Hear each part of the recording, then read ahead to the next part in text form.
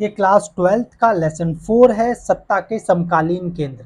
इसका मतलब ये नाम इसका पुराना वाला है, इसी वजह से टेंशन वाली बात नहीं, बुक चेंज नहीं हुई है, सिर्फ नाम चेंज हुआ है। तो सबसे पहले हम सिलेबस देखेंगे, जिसकी वजह से आसानी से क्या समझ में आ जाए कि हमें पढ़ना क्या क्या है।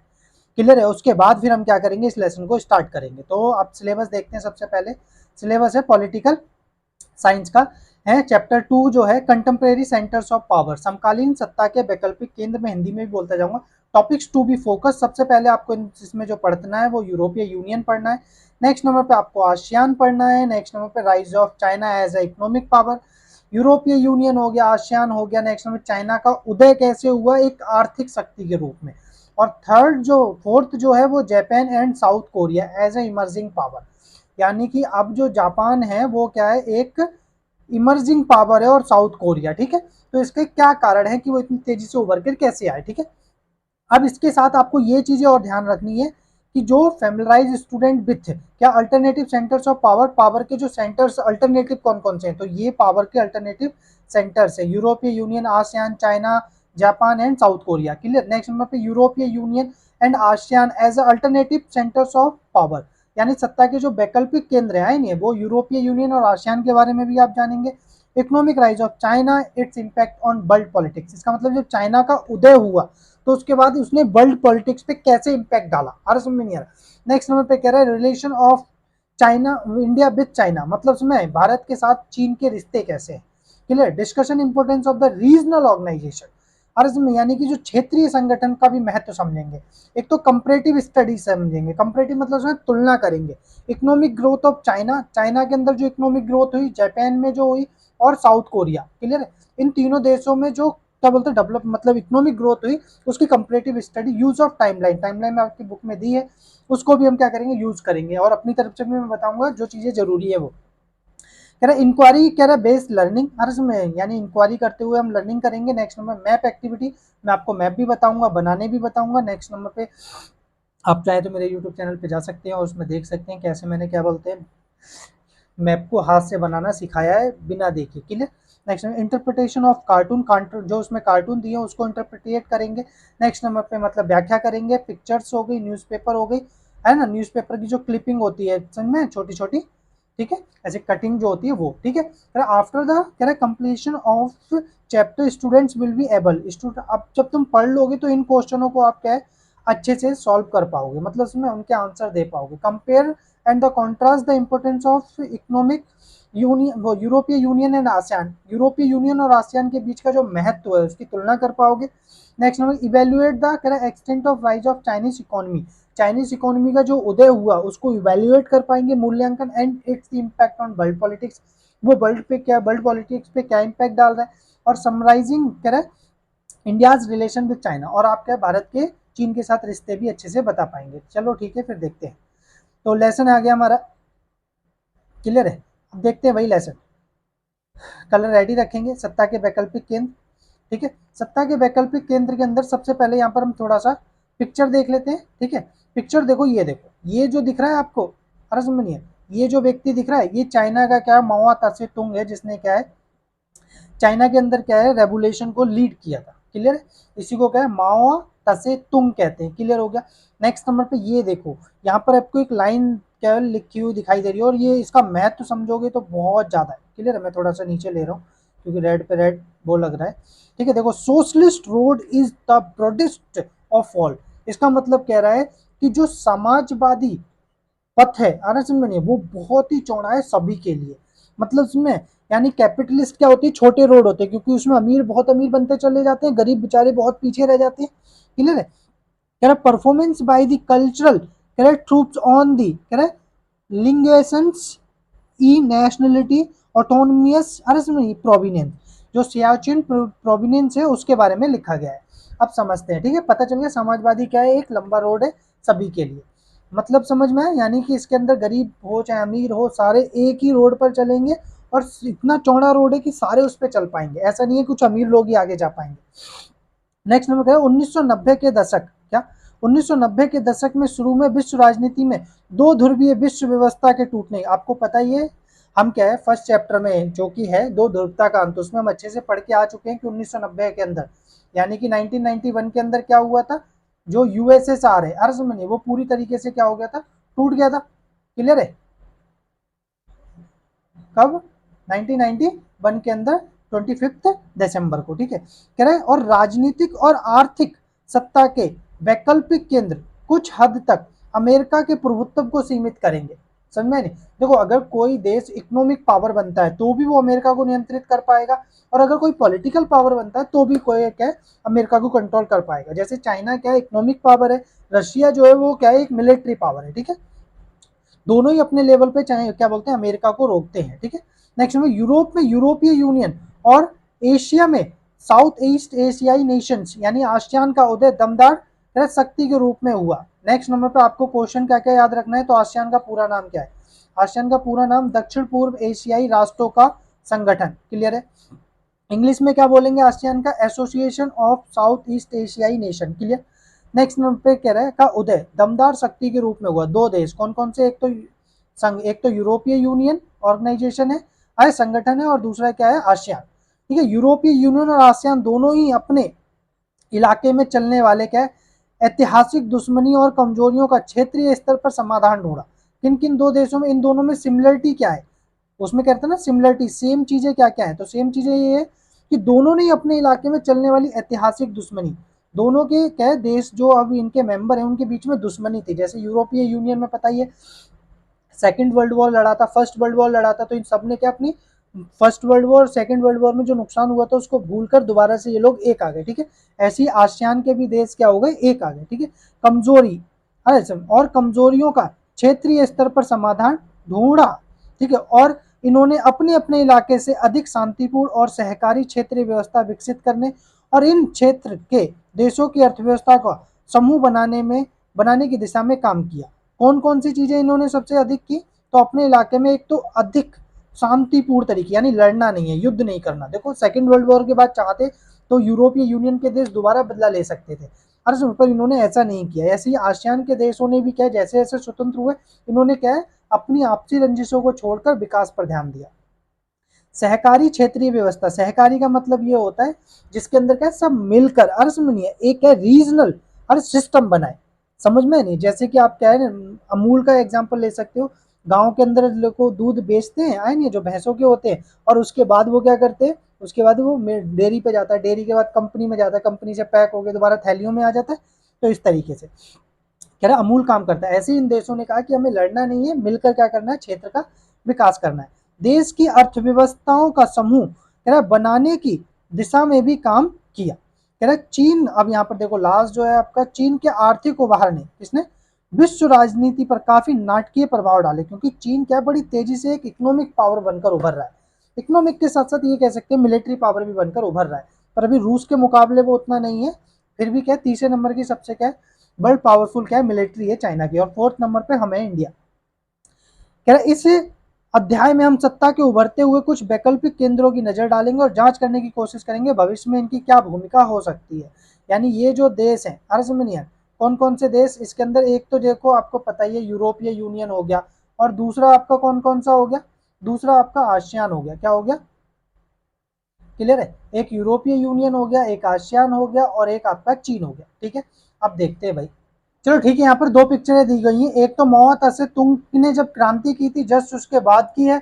तो चाइना के अंदर रेवोल्यूशन कब आया, तो ध्यान रखना 1949 के अंदर आया। ठीक है, एग्जैक्ट इसकी डेट कब थी, तो नवंबर 1949 था। इंडिया ने इसे कब अप्रूव किया था? इंडिया क्या है, पहला गैर कम्युनिस्ट देश था जिसने क्या है, इसको मान्यता दे दी थी दिसंबर में। क्लियर? दिसंबर 1949 को। ठीक है, एग्जैक्ट जो डेट थी वो क्या 31 दिसंबर थी।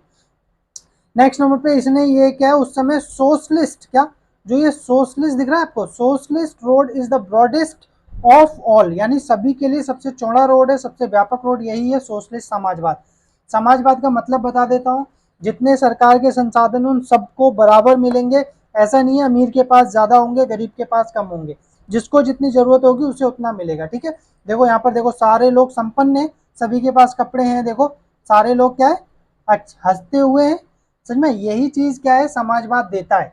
समझ में नहीं है उस समय, अब समाजवाद फेल हो गया वो अलग बात है। ठीक है, नेक्स्ट नंबर पे देखते हैं 1978 दिसंबर में डेंग जियाओपेंग ने ओपन डोर की पॉलिसी अपनाई। समझना क्या हुआ कि जो माओ तसे तुंग थे, जिनके बारे में मैंने अभी ऊपर मार्क किया था, माओ तसे तुंग ने सबसे पहले क्या हुआ 1958 से लेकर 1962 तक, अर्ज में नहीं आ रहा, ठीक है, उन्होंने क्या किया था, मतलब क्या बोलते हैं, लिप फॉरवर्ड है, द ग्रेट लीप फॉरवर्ड चलाया इसमें, जो पूरी तरीके से फेल था, अर्ज में। फिर उसके बाद उन्होंने 1962 के अंदर क्या किया, एक कल्चरल रेवोल्यूशन चलाई, जो 10 साल तक चली, ठीक है, 62 से लेकर 72 तक, क्लियर है, 62 से लेकर 72 तक ये क्या चला था, कल्चरल रेवोल्यूशन चला था, ध्यान रखना, ठीक है। और नेक्स्ट नंबर पे दूसरा जो मैंने बताया था वो क्या, कि जो वहां का क्या है, द ग्रेट लीप फॉरवर्ड, अर्ज में नहीं, क्या, the great leap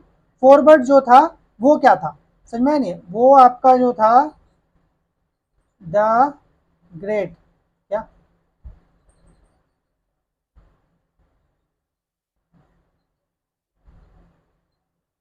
the great leap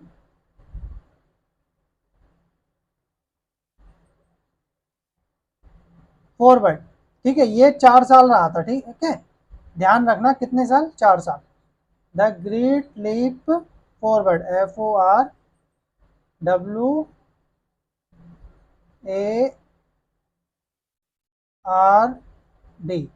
clear है।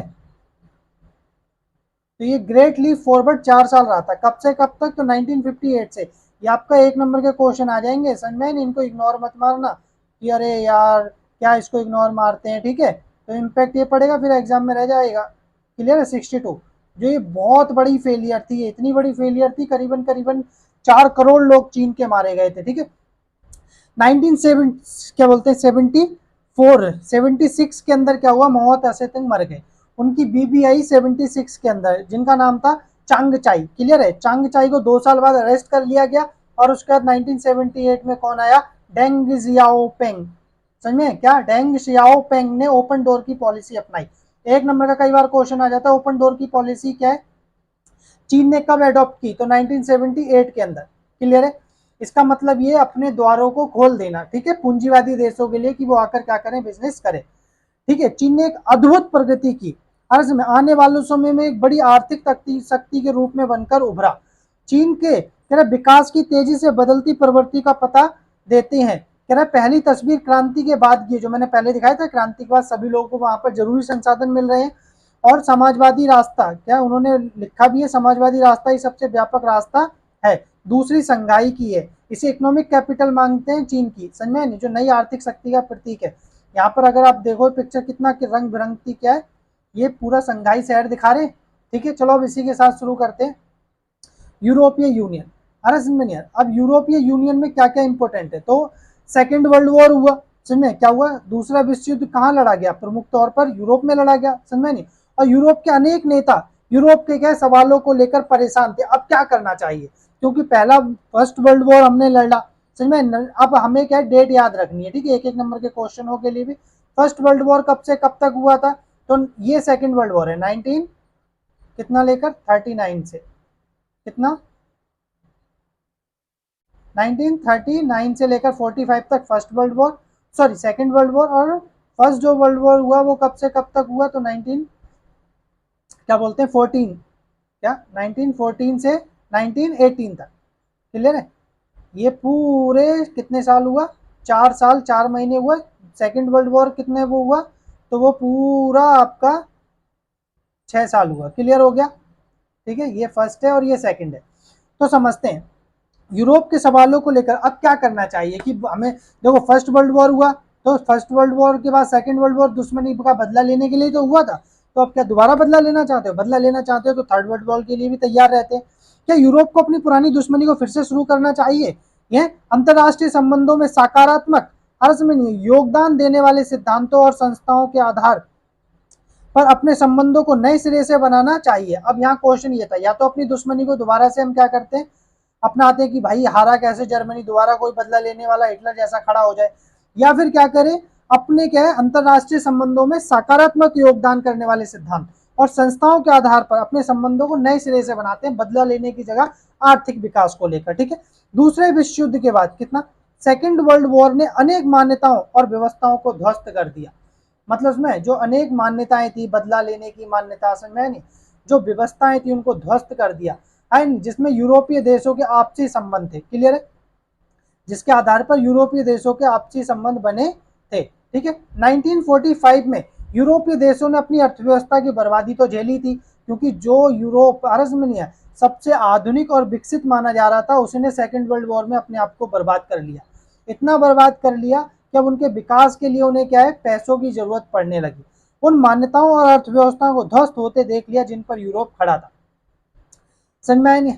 अब यहाँ पर समझने वाली बात क्या है, अब यहाँ समझने वाली बात यह है कि भाई नेक्स्ट देखते हैं, ठीक है, नेक्स्ट आगे क्या कह रहा है, आगे कह रहा है 1945, तब 1945 के बाद यूरोप ने क्या किया, मेल मिलाप को शीत युद्ध से भी मदद मिली, कि ये यूरोप के जो देश थे वो आपस में अब इकट्ठे होने लगे। इसका कारण ये था, दो महाशक्तियां आपस में लड़ने लगी थी।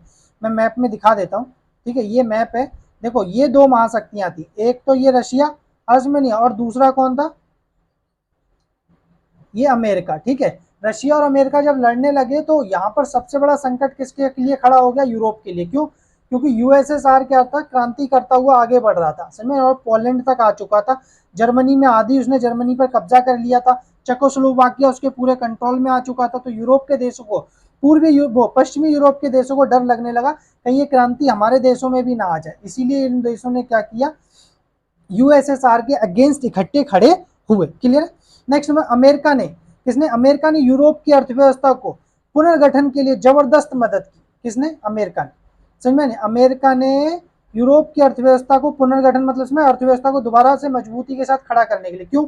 अगर अमेरिका साथ नहीं देता है तो सबसे बड़ी दिक्कत ये हो जाएगी कि वहां साम्यवाद की क्रांति आ सकती है, तो यूएसएसआर वाली जो सोशलिस्ट है अर्स में वो मजबूती से खड़ी हो जाएगी, पूंजीवाद दब जाएगा।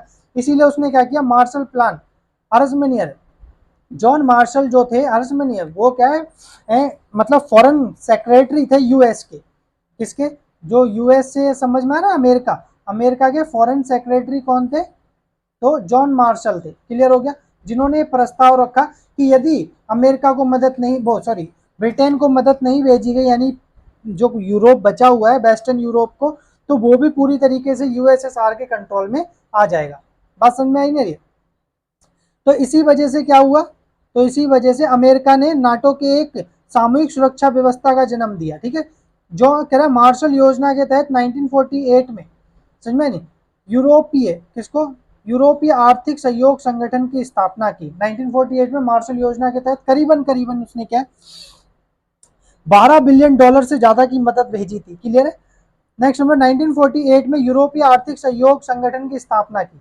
अब एक नंबर का क्वेश्चन आ सकता है, यूरोपीय आर्थिक सहयोग संगठन की स्थापना कब हुई, तो 1948, यूरोपीय इकोनॉमिक कॉपरेशन ऑर्गेनाइजेशन, क्लियर हो गया, जो बाद में OI क्या बोलते हैं, CED बना, ठीक है, ऑर्गेनाइजेशन फॉर इकोनॉमिक डेवलपमेंट, समझ नहीं आ रहा क्या, इकोनॉमिक एंड डेवलपमेंट ऑर्गेनाइजेशन, समझ, OICD, क्लियर है, organisation for OECD, organisation for OECD, sorry OECD, organisation for economic and cooperation, organisation for economic cooperation and development, clear है, OECD, क्या, organisation for economic, क्या, organisation for economic and cooperation for development, clear है, ये बाद में इसका नाम बन गया, ठीक है, जिसके माध्यम से पश्चिमी यूरोप के देशों को आर्थिक मदद दी गई। ये एक ऐसी, क्या, अब समझते हैं यहाँ पर, ठीक है, अब यहाँ देखते हैं, ऐसा मंच बन गया जिसके माध्यम से पश्चिमी यूरोप के देशों ने व्यापार और आर्थिक मामलों में एक दूसरे की मदद की। बात समझे, किसमें, व्यापार और आर्थिक मामलों में, ठीक है। इसके लिए इन्होंने क्या किया, जो बताया OECD इन्होंने बनाया। 1949 में इन्होंने क्या, एक यूरोपीय परिषद बनाई, यूरोपीय काउंसिल, जो राजनीतिक सहयोग के मामले में एक अलग कदम साबित हुई। ये ध्यान रखना, ये स्तंभ के तौर पे भी माने जाएंगे, यूरोपीय परिषद, ठीक है, राजनीतिक सहयोग के मामले में एक अलग कदम साबित हुई। यूरोप के पूंजीवादी देशों की अर्थव्यवस्था ने आपसी एकीकरण की प्रक्रिया को चरणबद्ध ढंग से आगे बढ़ाया, हम उसमें देखेंगे जो टाइमलाइन है, ठीक है, जिसके परिणाम स्वरूप 1957 के अंदर यूरोपीय इकोनॉमिक कम्युनिटी की क्या हुई, स्थापना हुई, क्लियर है। एक एक नंबर के देखो कितने क्वेश्चन बन चुके 1948 के अंदर, और इसमें यूरोपीय आर्थिक सहयोग संगठन की स्थापना हुई। नेक्स्ट नंबर पे यूरोपीय परिषद 1949। 1957 में किसकी हुई? यूरोपियन इकोनॉमिक कम्युनिटी का गठन हुआ। अब नेक्स्ट देखते हैं क्या है। नेक्स्ट कह रहा है कि यूरोपियन पार्लियामेंट के गठन के बाद सर इस प्रक्रिया ने राजनीतिक रूप प्राप्त कर लिया। देखो आर्थिक रूप यहाँ पर अर्ज में नहीं आ रहा है, ये आर्थिक सहयोग राजनीतिक क्या बोलते हैं यूरोपीय कम्युनिटी वो क्या बोलते हैं परिषद काउंसिल की स्थापना करके इस प्रक्रिया ने राजनीतिक रूप प्राप्त कर लिया। सोवियत गुट के पतन के बाद इस प्रक्रिया में तेजी आई और 1942 के अंदर क्या है यूरोपीय यूनियन की स्थापना हुई। एक नंबर का क्वेश्चन और बनेगा, यूरोपीय यूनियन की स्थापना कब हुई? 1942 के अंदर। नेक्स्ट नंबर पे कह रहा है कि यूरोपीय संघ के मामले में, किसके मामले में? यूरोपीय संघ के मामले में, यूरोपीय संघ के मामले में देखो समान विदेशी नीति और सुरक्षा नीति है। मतलब इसमें यूरोप के देश विदेशी नीति में सामान रखते हैं, एक अपनी फॉरेन पॉलिसी और सुरक्षा नीति। आंतरिक मामलों आंतरिक मामलों और न्याय से इसमें जुड़े मुद्दों पर सहयोग और एक समान मुद्रा के चलन के लिए रास्ता तैयार हो गया। इसका मतलब ये नहीं है सबकी विदेशी नीति समान होती है, कुछ मतभेद भी होते हैं, समझा नहीं। एक लंबे समय से बना यूरोपीय संघ, कौन सा? यूरोपीय संघ कह रहा आर्थिक सहयोग वाली व्यवस्था, पहले क्या था आर्थिक सहयोग वाली व्यवस्था से बदलकर ज्यादा से ज्यादा राजनीतिक रूप लेता जा रहा है, समझ में नहीं? यानी कि अब इसकी पॉलिटिकल पावर इतनी बढ़ती जा रही है कि कोई इसे इग्नोर नहीं मार सकता, समझ में नहीं? कह रहा अब यूरोपीय संघ स्वयं काफी हद तक एक विशाल राष्ट्र राज्य की तरह काम करने लगा है। कौन? यूरोपीय यूनियन। अब इसमें कितने देश हैं? तो 27 देश हैं। 28 देश थे, अर्ज में नहीं है, इसमें एक देश निकल गया, उसका नाम क्या था? ब्रिटेन, ठीक है ना, ब्रेक्सिट जिसे सबमिट कहते हैं। कह रहे साथ ही काम करने, हालांकि यूरोपीय संघ का एक संविधान बनाने की कोशिश असफल रही। यूरोपीय संघ का सिर्फ एक संविधान अपना नहीं बन पाया, बाकी इसकी क्या है मोस्ट ऑफ हर चीज अपनी है। जैसे सबका झंडा होता है हर देश का, तो इन्होंने एक अपना झंडा बना लिया है, ये रहा झंडा, ठीक है। ये क्या है? यूरोपीय यूनियन का झंडा है। यूरोपीय यूनियन के झंडा क्या रिप्रेजेंट करता है? तो सोने के रंग के सितारों का घेरा यूरोप के लोगों की एकता और मेल मिलाप का प्रतीक है। एक नंबर का क्वेश्चन आ सकता है एमसीक्यू में, यूरोपीय संघ के जो सितारे हैं 12 सितारे, वो क्या दर्शाते हैं? तो वे एकता और मेल मिलाप को दर्शाते हैं। भाई कितने सितारे हैं? तो 12 सितारे हैं। 12 की संख्या क्यों है? क्योंकि वहां पर जो पारंपरिक रूप से अर्थ में नहीं है पूर्णता, समग्रता और एकता का प्रतीक माना जाता है 12। क्लियर है? उनका अपना राष्ट्रगान है, राष्ट्र दिवस है, अर्थ में नहीं है। नेक्स्ट नंबर पे उनकी अपनी मुद्रा है। क्लियर हो गया? ठीक है, मुद्रा उन्होंने कब अपनाई थी? तो 2002 में अपनाई थी, ठीक है। चले अन्य देशों के संबंध में भी इस मामले ने काफी हद तक क्या किया है, इनकी साझी विदेशी और सुरक्षा नीति भी बना ली है। नए सदस्यों को शामिल करते हुए यूरोपीय यूनियन ने कह रहा है सहयोग के दायरे का विस्तार किया है, समझ में आए?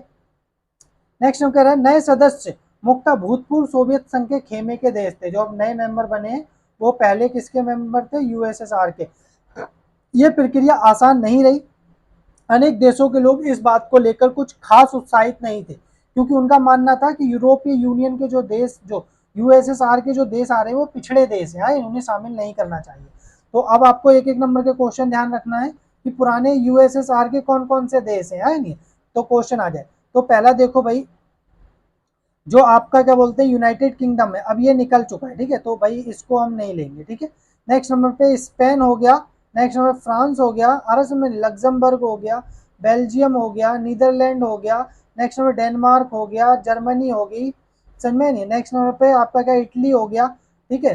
नेक्स्ट नंबर ऑस्ट्रिया हो गया, ये क्या है पुराने मेंबर है, ठीक है। अब देखते हैं भाई, ये ग्रीस हो गया, क्या ग्रीस हो गया, ठीक है। टर्की भी शामिल होना चाहता है पर टर्की है नहीं, ठीक है, अभी भी नहीं है। माल्टा हो गया, पोर्चुगल हो गया, पुर्तगाल, समझ में, ये इसके पूर्व थे।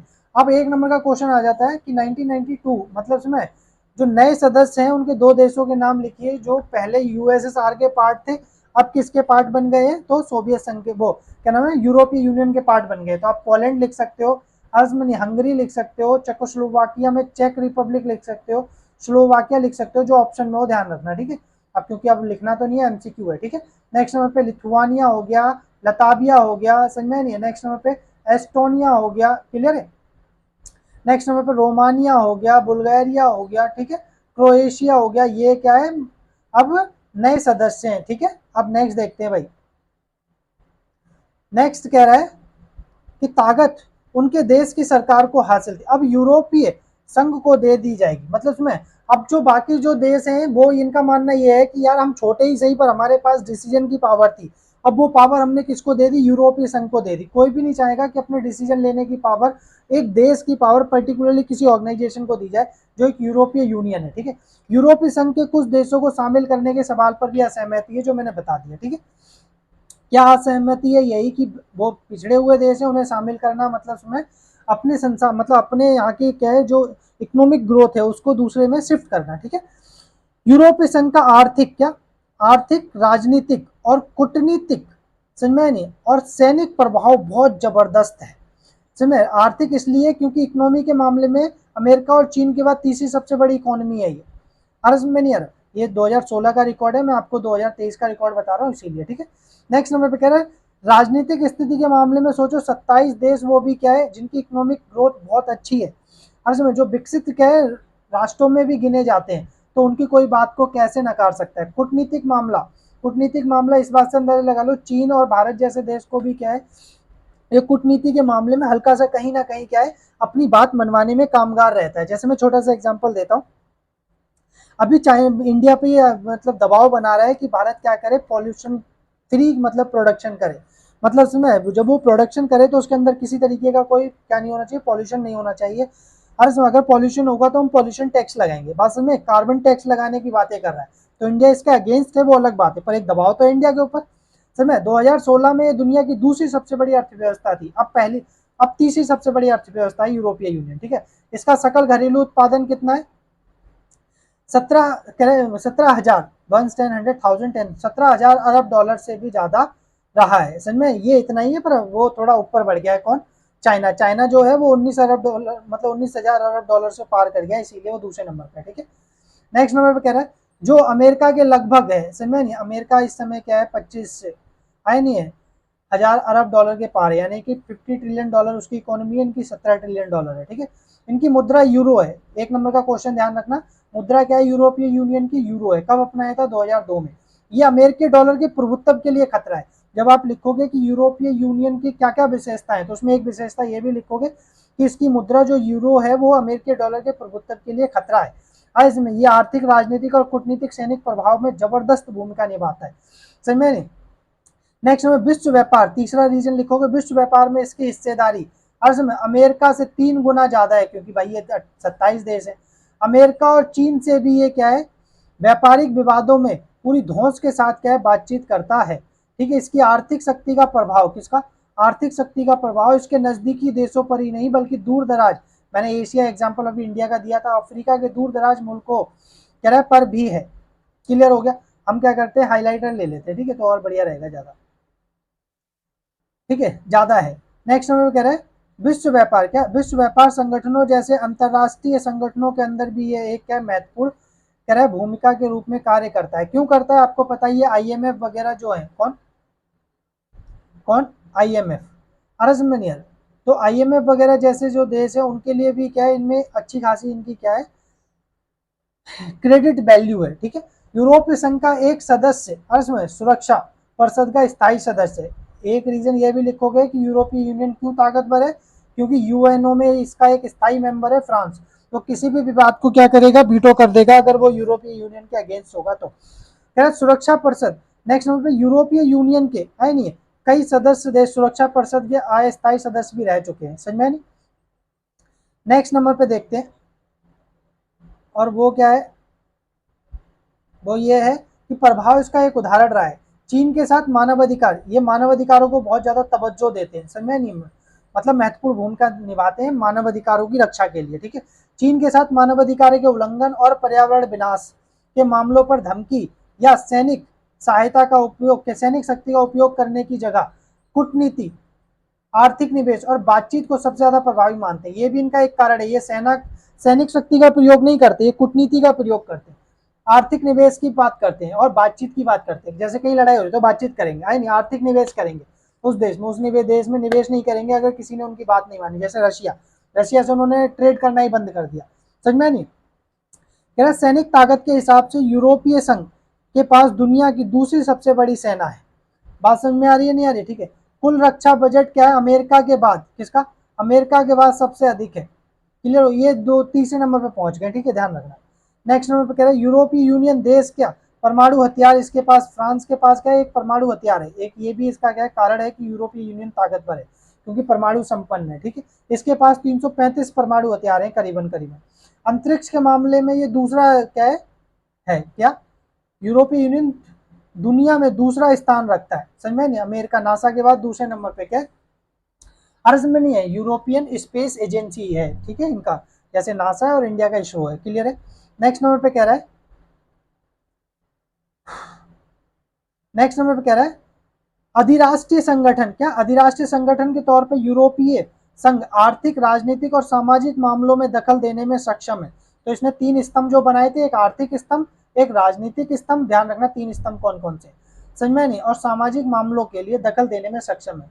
लेकिन अपने मामलों में इन सदस्यों को अपनी विदेशी नीति और रक्षा नीति है। अगर देखा जाए तो ऐसा नहीं है कि ये लोग अपनी राय नहीं रखते हैं, जो देश हैं उनकी खुद की भी क्या है, विदेशी नीति और रक्षा नीति है, जो कई बार एक दूसरे के खिलाफ भी होती है, समझ में। जैसे इसका एक एग्जांपल हम देंगे यहाँ पर, यही कारण है कि इराक पर जब अमेरिका हमले में ब्रिटेन, किसका, ब्रिटेन के प्रधानमंत्री टोनी ब्लेयर जो उनके साथ थे, अर्जमनिया, जर्मनी और फ्रांस के इस हमले के खिलाफ थे। मैं आपको क्या ताजा एग्जांपल दे देता हूँ, ये तो इन्होंने, ब्रिटेन तो निकल भी चुका है। अरे सबसे बेस्ट एग्जांपल अभी ले लेते हैं, किसको, यूक्रेन पर ले लो, अरे सॉरी यूक्रेन पे भी ले लेते हैं, हम ले लेते हैं पहले इसराइल और हमास पर। हमास ने अभी देखो, ये मैं मैप में दिखा देता हूँ यार, ये रहा, समझ में, ये हिस्सा है, ठीक है, ये इजराइल है, ये छोटा सा जो इजराइल है, ठीक है। इसराइल को सपोर्ट अमेरिका कर रहा है, ब्रिटेन कर रहा है, बात समझ में नहीं है, ठीक है। नेक्स्ट नंबर पे शुरू में क्या हुआ, जर्मनी ने भी सपोर्ट किया, फ्रांस ने भी सपोर्ट किया, अर्जमनी, यूरोप के क्या, ग्रीस ने भी सपोर्ट किया, ये भी पहुंच गया था वहां पर, ठीक है, इसकी कैपिटल में। पर अब क्या हुआ कि फ्रांस ने धीरे धीरे क्या है, अगेंस्ट हो गया, फ्रांस ने सपोर्ट किया कि हम चाहते हैं कि जो मतलब पैलेस्टीन है वो एक स्वतंत्र देश बने। अर्ज में इटली भी इस बात का धीरे धीरे समर्थक बन गया। देखो धीरे धीरे किसके आई नहीं है, यूरोपीय यूनियन के देश जो अलग अलग विचारधारा रखते थे, आ रहा नहीं यार, वो धीरे धीरे क्या एक विचारधारा रखने लगे, ठीक है। तो ये एक नीति है इनकी, ठीक है, ये पहले क्या अपनी अलग अलग विचारधाराएं भी रखते हैं, ठीक है। नेक्स्ट यूरोप संघ के कई सदस्य देश अमेरिका के क्या गठबंधन में है, कह रहा है नए सदस्य देश भी अमेरिकी गठबंधन में है, यानी कि नाटो में। यूरोप के कुछ हिस्सों में यूरो को लागू करने के कार्यक्रम को लेकर नाराजगी है, कि यूरो को क्या है लागू करना है जो है उसके लेकर नाराजगी है। यही कारण है कि ब्रिटेन के पूर्व प्रधानमंत्री आई नहीं मार्गरेट थैचर ने ब्रिटेन को पूर्वी बाजार से अलग रखा, उन्होंने कहा कि हम क्या है इसमें शामिल नहीं होंगे, ठीक है। डेनमार्क और स्वीडन, क्या डेनमार्क और स्वीडन ने मैजिस्ट्रेट क्या बोलते हैं मैस्ट्रेट संधि, और मैस्ट्रेट संधि जो 1993 की संधि है, समझ में नहीं, संधि की साझी यूरोपीय क्या मुद्रा यूरो को मानने का प्रतिरोध किया, विरोध किया, समझ में नहीं, क्या किया, विरोध किया। क्लियर है। इससे विदेशी और रक्षा मामले में काम करने की यूरोपीय संघ की क्षमता सीमित है, इससे पता चलता है, किस मामलों में, विदेशी और रक्षा मामले में, ठीक है। नेक्स्ट नंबर पे ये थोड़ा सा रह गया था, यूरोपीय संघ समेत कह रहे अमेरिका सभी मुल्कों की नीतियों को प्रभावित करता है, ठीक है। ईरान के परमाणु कार्यक्रम को भी अमेरिका के हाल के दिनों में प्रभावित किया था, ठीक है। अब आगे देखते हैं भाई, हम आसियान पे आ गए। आसियान से पहले थोड़ा सा हम ये समझ लेते हैं, ये जो पिक्चर दी है, ठीक है, ये पिक्चर से पता चल गया होगा कि ये यूरोपीय यूनियन है। कौन है ये यूरोपीय यूनियन है। ये देखो ये जो पिक्चर है, क्योंकि ये देखो 12 सितारे हैं, गोल हैं, ठीक है, एकता का प्रतीक है उनकी समग्रता का। नेक्स्ट नंबर पे क्या है, नेक्स्ट नंबर पे कह रहा है 2003 में, कब, 2003 में यूरोपीय संघ ने एक साझा संविधान बनाने की क्या की थी, कोशिश की थी। इसमें ये कोशिश क्या रही, नाकामयाब रही, ठीक है। इसका लक्ष्य करके एक कार्टून बनाया गया, कार्टूनिस्ट ने यूरोपीय संघ के टाइटैनिक जहाज के रूप में क्यों दिखाया, टाइटैनिक जहाज के रूप में इसलिए दिखाया क्योंकि टाइटैनिक जहाज भी क्या हुआ था, भारी भरकम, अरे सुनो कितनी पॉपुलरिटी के साथ निकला था कि ये कभी ना डूबने वाला जहाज है, अरे सुनिए, पर क्या हुआ, चट्टानों से टकराया और डूब गया। ऐसे इसके जो देश हैं, अरे सुनिए यूरोपीय यूनियन के जो देश हैं ये चट्टाने हैं, अरे सुनिए, इन्होंने उसका क्या विचारधाराएं मिली नहीं, इसमें सबकी अलग अलग थी, इसीलिए टाइटैनिक टकराया और डूब गया। इन चट्टानों से आए नहीं, आइसबर्ग से टकराया था, ऐसे ही ये देशों से इनकी विचारधाराएं नहीं मिली, इसी वजह से ये लोग क्या हो गए, इन्होंने एक संविधान अपना नहीं बना पाया। क्लियर हो गया। अब थोड़ी टाइमलाइन देखते हैं पहले, ठीक है, टाइमलाइन देखते हैं सबसे पहले, ये रही टाइमलाइन। क्लियर है। टाइमलाइन क्या कह रहा है, यूरोपीय एकता के एक महत्वपूर्ण पड़ाव, ठीक है। 9 अप्रैल 1951 में क्या हुआ, कह रहा है कह रहा है यूरोप के 6 देशों ने, किसने, पश्चिमी यूरोप के 6 देशों ने, भाई हम थोड़ा सा वो ले लेते हैं, ठीक है। पश्चिमी यूरोप के 6 देशों ने, कौन कौन से थे, फ्रांस, पश्चिमी Germany, Italy, Belgium, Netherland, Luxembourg ने पेरिस संधि पर दस्तखत करके यूरोपीय कोयला एवं इस्पात समुदाय का गठन किया। एक नंबर का क्वेश्चन ध्यान रखना कि किन 6 देशों ने, तो यूरोपीय कोयला और इस्पात समुदाय ने, ठीक है। France, western Germany, Italy, Belgium, Netherland, Luxembourg, ठीक है। मार्च कब, मार्च 1957 में 6 देशों ने रोम संधि पर हस्ताक्षर किए। रोम संधि से किसकी स्थापना हुई, यूरोपीय इकोनॉमिक कम्युनिटी की स्थापना हुई और यूरोपीय एटमी एनर्जी कम्युनिटी, समझ नहीं, यानी यूरोटम, ध्यान रखना, गठन किया यूरोपीय एटमी एनर्जी समुदाय, ठीक है। 1978 डेनमार्क, कौन, डेनमार्क, आयरलैंड और ब्रिटेन ने भी यूरोपीय समुदाय की सदस्यता ले ली। एक नंबर का क्वेश्चन आ सकता है, यूरोपीय यूनियन ने, सॉरी ब्रिटेन ने कब क्या सदस्यता ली थी, 1973, कब त्याग दिया, 2020 में। 1979 में क्या हुआ, यूरोपीय संसद के लिए पहला प्रत्यक्ष चुनाव हुआ। जनवरी 1981 में क्या हुआ, ग्रीस यूरोपीय यूनियन की क्या सदस्यता ली ग्रीस ने। जून 1985 में क्या हुआ, सागेन संधि ने यूरोपीय समुदाय के देशों के बीच में सीमा नियंत्रण को समाप्त किया, यानी हम लोग क्या कर सकते हैं, ट्रेड कर सकते हैं एक दूसरे की सीमा में जाकर। जनवरी 1986 स्पेन और पुर्तगाल भी क्या हुए, शामिल हो गए यूरोपीय समुदाय में। अक्टूबर 1990 जर्मनी का एकीकरण हो गया, किसका, 19 अक्टूबर 1990 जर्मनी का एकीकरण हो गया। फरवरी 1992 यूरोपीय संघ के गठन के लिए क्या है, क्या है, मास्ट्रेट संधि पर दस्तखत किए, समझ में नहीं। जनवरी 1993 एकीकृत बाजार का गठन हुआ, समझ में नहीं। नेक्स्ट नंबर पे जनवरी 2002 मैंने बताया 12 देशों ने यूरो मुद्रा अपनाई। 2004 साइप्रस, चेक गणराज्य, एस्टोनिया, हंगरी, लताविया, लिथुआनिया, माल्टा, पोलैंड, स्लोवाकिया है, स्लोवेनिया भी यूरोपीय संघ में शामिल हुए। ये सारे देश कौन से थे, यूएसएसआर के देश थे, ठीक है, या उनके पार्ट रहे थे कभी वार्सा फैक्ट्री संधि, ठीक है। नेक्स्ट जनवरी 2007 बुल्गारिया, क्या, बुल्गारिया और रोमानिया यूरोपीय संघ में शामिल हुए, समझ, और स्लोवेनिया ने यूरो को अपनाया। दिसंबर 2009 लिस्बन संधि क्या लागू हुई। नेक्स्ट नंबर पे कह रहा है 2012 यूरोपीय यूनियन को नोबेल पुरस्कार दिया गया, शांति नोबेल पुरस्कार। क्रोएशिया यूरोपीय यूनियन का 28वां सदस्य बना 2023 में। 2016 में क्या हुआ, ब्रेक्सिट हुआ, अर्ज में नहीं, एक जनमत संग्रह हुआ जिसमें जनता से पूछा गया कि वो यूरोपीय संघ में रहना चाहते हैं या बाहर। जनता ने मतदान किया कि वो यूरोपीय संघ से बाहर रहना चाहते हैं। 50% से ज्यादा लोगों ने मतदान किया, इसीलिए क्या हुआ 2020 में यूरोपीय संघ ने क्या किया, वो ब्रिटेन यूरोपीय संघ को छोड़ दिया, ठीक है, 2020 में, ध्यान रखना। अब नेक्स्ट जो है हमारा वो क्या है, तो वो है हमारा आसियान। आसियान को हम पार्ट 2 में करेंगे, इसी के साथ हमारे चैनल को सब्सक्राइब कर लो। हम आपको पूरी तरीके से बेटर तरीके से और न्यूमेरिकल्स भी, मतलब न्यूमेरिकल्स कह रहा हूँ मैं, आपको क्या नोट्स भी प्रोवाइड कराऊंगा इसी के साथ ही। तो बाय एवरीवन।